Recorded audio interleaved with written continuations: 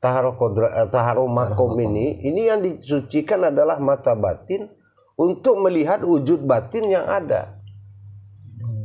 Nah, ini adalah perbuatan mata batin. An-nuru ini sangat kuat fungsinya. Jadi kalau untuk meraih ke depannya, kalau makom ini belum disucikan, termasuk hakikat dari syariat, tarekatnya dan ma'rifatnya, ini kalau belum disucikan, kita kalau menembus makom kaji itu akan kesulitan sekali, gitu. Sangat mengalami kesulitan sekali kalau ini tidak disucikan. Makanya wajib hukumnya itu. Dari syariat hakikat tarekat ma'rifat ini, ini dalam pelaksanaannya memang harus sejalan atau dalam waktu-waktu tertentu? Kalau masalah sejalannya itu mungkin tidak, ya, dalam rangka kita bersuci ini mungkin satu-satu, tapi wajib selesai empat makomnya, tapi mungkin bertahap lah. Ada bertahap, kayak taruh makom syariat.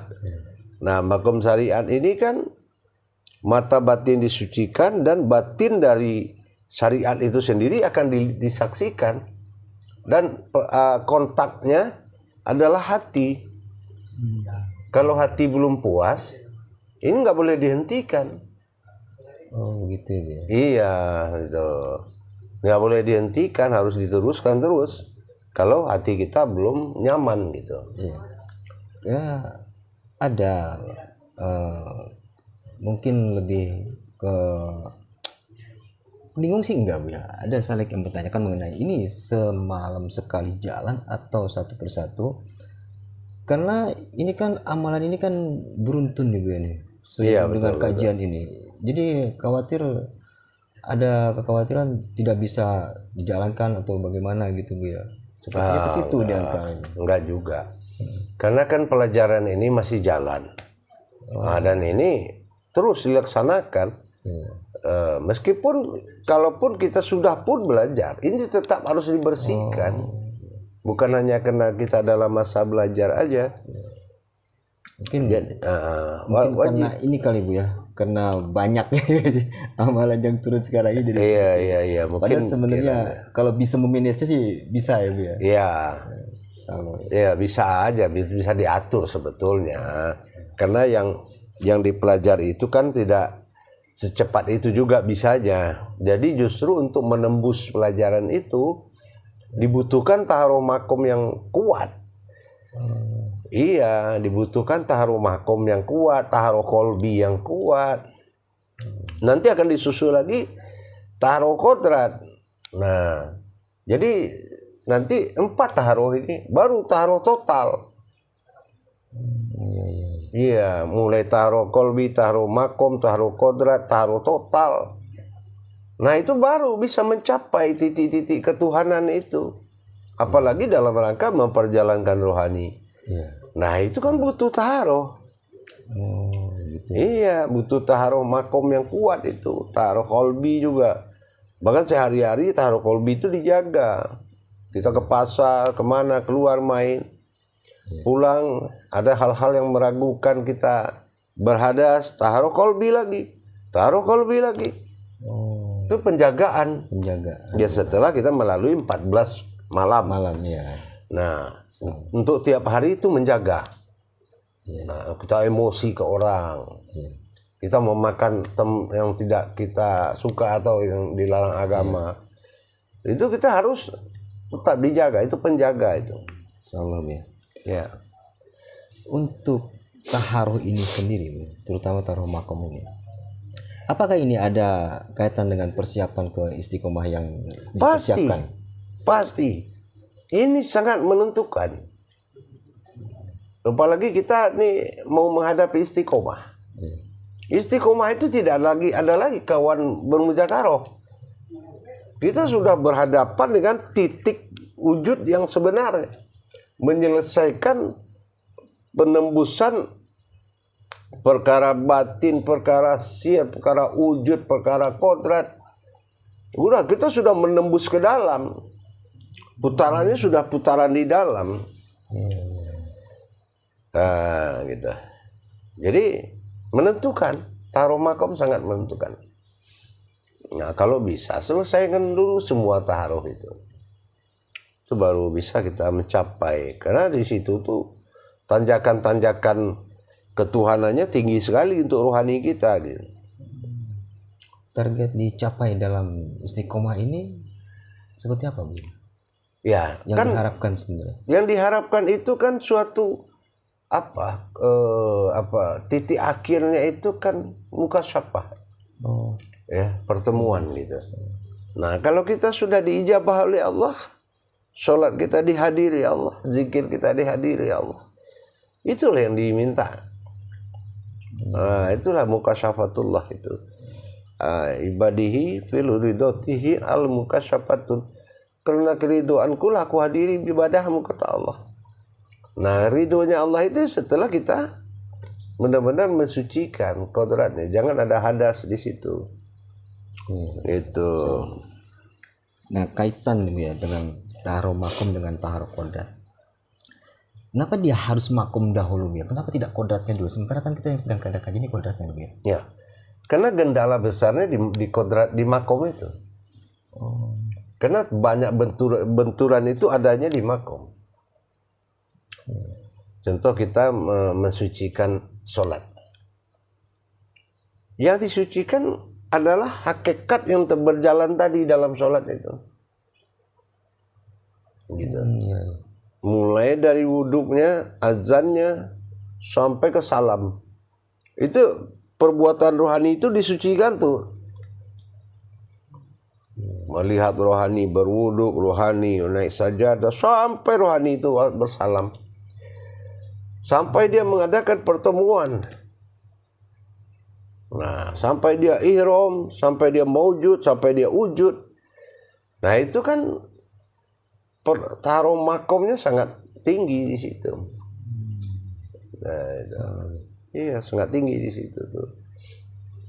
Makanya sangat menentukan sekali. Lalu kaitan dengan taruh kodrat itu, satu persatu kodrat atau kodrat yang sudah jadi yang dibersihkan, kemana ini? Sebetulnya kan kita beribadah ke situ, bukan dia kotor. Kodrat Allah itu nggak ada yang kotor dan tidak ada yang mampu mengotori. Cuma kita kan tingkat ibadahnya harus ke situ. Tingkat ibadahnya namanya ibadullah kan. Bertingkat ibadah kepada Allah itu dengan beribadah kepada zat dan sifatnya kan gitu. Nah, kita beribadah ke situ. Dan itu ya wajib lah hukumnya. Di taharuh makom ini ada taharuh makom syariat hakikat tarekat marifat. Iya. Mohon penjelasan juga. Kalau syariat ini sebenarnya kemana arahnya, hakikat kemana, tarekat kemana, marifat ini kemana nih ya? Kalau syariat arahnya kita mensucikan mata batin melihat diri yang hakikat. Kalau di hakikat mata batin mengarah pensucian terhadap rasa. Nah, hakikat itu membersucikan rasa. Nah, kalau tarekat itu tajali perjalanannya. Nah, perjalanan ini yang akan disucikan. Nah, supaya kita lancar, wujud maujudnya itu lancar. Di marifat tidak ada keraguan lagi untuk melihat wujudnya. Jadi wujud yang satu itu, nah itulah yang harus disucikan mata batin kita melihat itu. Dan mensucikan wujud itu juga sendiri. Iya. Nah, makanya nanti di kala maujud dia, kita sudah nggak susah menghadapinya gitu. Fungsinya itu kesana ya? Iya, fungsinya itu kesana gitu. Nah, untuk mensucikan. Makanya ini sangat penting. Karena banyak juga orang yang gagal di taruh makom ini karena memang dibutuhkan konsentrasi yang tinggi. Nah ya, tapi apapun lah itu, yang penting awalnya adalah hati. Kalau hati itu belum mencari Tuhan, memang susah. Tapi kalau Tuhan itu sudah salah satu alasan untuk mendapatkan, ya memang harus itu. Kemudahan itu ada di situ. Kemudahan itu adalah hati yang mencari Tuhan. Gitu. Jadi selama taharo itu pun seperti yang kemarin dimuliakan Bu ya sampaikan, selalu di dalam pengawasan Bu ya. Pasti. Karena kalau itu terganggu malah lebih menyulitkan sekali itu, menyulitkan sekali. Makanya taruh makom itu mungkin lebih apa ya? Mungkin lebih menentukan lah dari segala amalan. Ya. Ya, dia harus mensucikan nurul dari mata batin dan melihat kodrat yang akan dia pandang. Nah, itulah yang disucikan tadi. Jadi mensucikan makom itu sama dengan mensucikan kodrat mata batin kita. Nah, supaya bisa menembus hakikat yang akan dilihat. Kadang-kadang kan orang memaksakan diri untuk menembus gitu. Iya. Nah, itu yang susahnya. Jangan memaksakan, ikuti aturan yang telah diridhoi Allah. Hakikat itu kan sudah ada tauhid yang mengatur.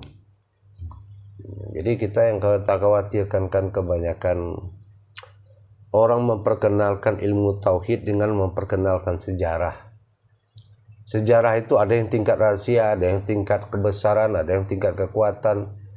Tapi sejarah untuk membawa bergerak ke situ itu sulit. Kalau hanya menerangkan semua juga bisa itu. Tapi kalau untuk membawa ke dalam jalan itu tidak semua orang bisa. Gitu, Pak. Insyaallah. Gitu. Alhamdulillah Bu ya. Banyak yang didapat dari tadi yang Bu ya sampaikan. Insyaallah. Mengenai perihal taharuh makom ini.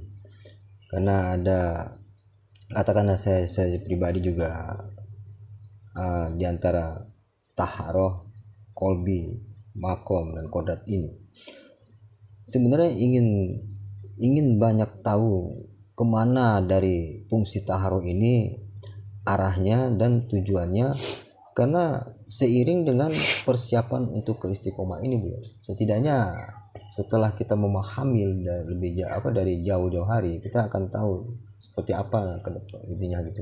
Iya. Pelaksanaannya gitu. Jadi memang pertama itu kita ini memang memiliki wawasan, yaitu memperdalam perbendaharaan hakikat. Itu syaratnya itu. Nah, yang kedua melengkapi syarat taharoh. Yang ketiga yaitu keberanian untuk berkalam. Nah, itu keberanian berkalam inilah yang paling menentukan. Dan ini juga kalau wawasan dari hakikatnya kurang, perbendaharaan ini belum bisa memenuhi syarat dia. Kenapa? Dia penyelamat. Di makom YouTube Buya Pasaman Timur ini kita dituntut untuk dibina, dibentuk kealiman untuk diturunkan keulamaannya kepada masyarakat banyak umat Islam gitu. Rata-rata umat Islam. Nah, tetapi kalau perbendaharaan hakikatnya sedikit, ini juga menentukan untuk bisa istiqomah apa tidak. Gitu. Kita lihat nanti bagaimana kelanjutannya dalam proses jamaah di YouTube Buya Pasaman Timur ini. Karena pembentukan kealiman itu kan menghindari keabitan. Nah, keabitan itu ya belajar terus ngurung diri di kamar jikir-jikir, nggak mau lagi bersosialisasi dengan masyarakat. Ini namanya abid, bukan alim. Nah, gitu. Yang kedua membawa sifat mubinnya Allah, menyatakan perbuatan Allah dalam diri. Bagaimana supaya dia bisa menyatakan perbuatannya kepada Allah juga. Nah, gitu. Seperti yang dikaji sekarang, bagaimana nyatanya diri sifatnya Allah itu ada. Bagaimana kita bisa menjadi diri sifat bagi Allah untuk bersifat Allah pada diri kita. Nah gitu. Alhamdulillah ya. Jelas ya. Mulai terlihat jelas maksud dan tujuannya. Insya Allah. Apakah ini juga yang akan nanti tercapai dalam katakanlah tahapan-tahapan di makom ini, terutama perihal mendapatkan derajat keimaman diri itu, Bu ya? Apakah sampai ke sana juga itu? Atau itulah salah satunya merupakan sebuah syarat juga? Apa seperti itu, Bu ya? Iya, termasuk sebuah syarat. Iya, sebuah syarat menentukan gitu.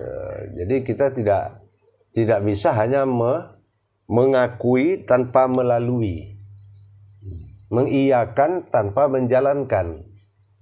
Nah, jangan kebanyakan sekarang guru-guru itu, maaf, dia hanya bisa bercerita dan menulis dan menuliskan cerita, tapi tidak bisa dia membawa, mengontrol dan mengawasi daripada perbuatan ma'rifat muridnya sendiri. Akhirnya ibadahnya nggak sampai kepada Allah. Untuk apa kita menganggarkan diri buat orang salut, buat orang kagum, sementara kita tidak mampu memperjalankan mereka, tidak mampu membentuk dan membedah diri mereka supaya menjadi diri hakikat. Karena kematian itu hakikat gitu. Kenapa kita tidak pergi ke situ? Kenapa kita tidak berjalan ke situ gitu? Nah itu, jadi kasihan juga umat yang menunggu-nunggu kan? Nah gitu. Dan belajar begini juga harus sabar. Sabar tuh bukan sabar waktu lama. Sabar dalam arti menjalankan tajalinya dengan benar. Dan makom-makomnya, urutan-urutan makomnya itu dijalankan dengan benar.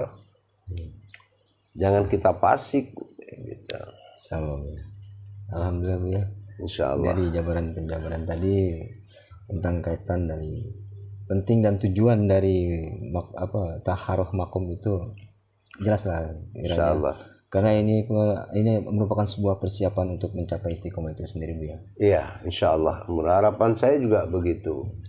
Jangan sampai nanti jemaah-jemaah yang ada di dalam grup dan yang sedang belajar itu terpisah gitu, ya.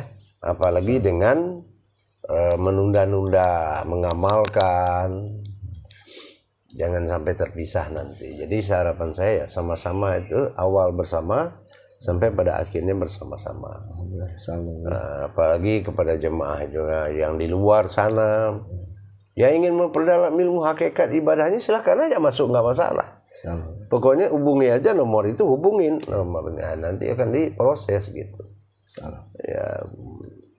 Alhamdulillah banyak sekali yang didapat pada kesempatan menjalankan kali ini ya. Insya Allah. Mungkin karena diberikan waktunya masih seperti yang sudah-sudah, Bu ya. Insya Allah. Di ujung acara ini kembali saya ingin mendengarkan petuah dan nasihatnya. Mohon petunjuk kamu. Iya, insya Allah. Harapan saya kepada kita umat Islam ini, kuantitas diri kita menentukan kualitas ibadah. Kualitas ibadah menentukan terijabah atau tidaknya ibadah kita. Jadi himbauan saya, mari kita belajar, kita tingkatkan kodrat nilai diri kita dan martabat ibadah kita.